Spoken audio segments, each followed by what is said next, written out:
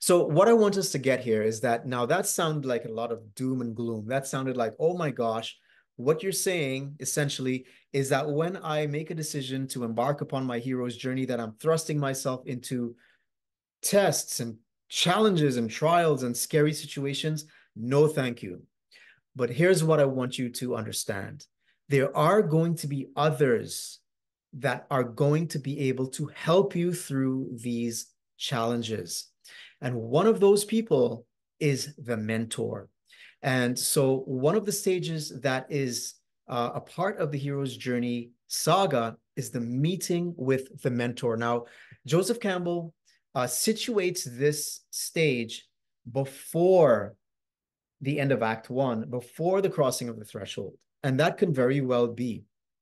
It may be that the herald to the journey is the mentor that that prepares you for the journey.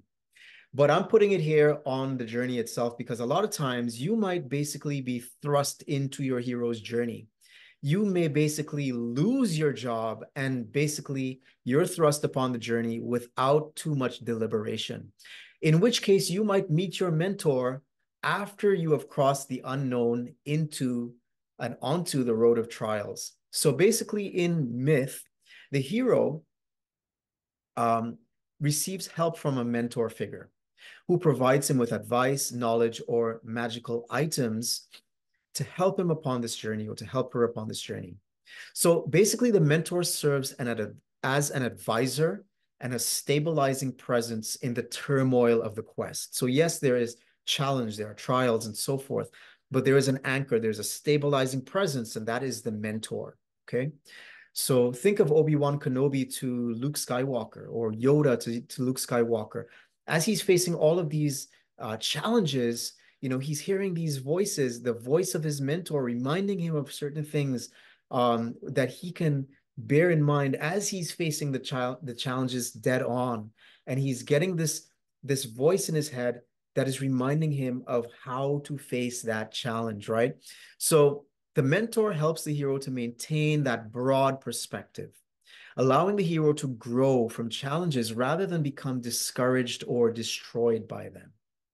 So in entrepreneurship, how does this look? So this can take the form, your mentor could maybe take the form of books that you're reading.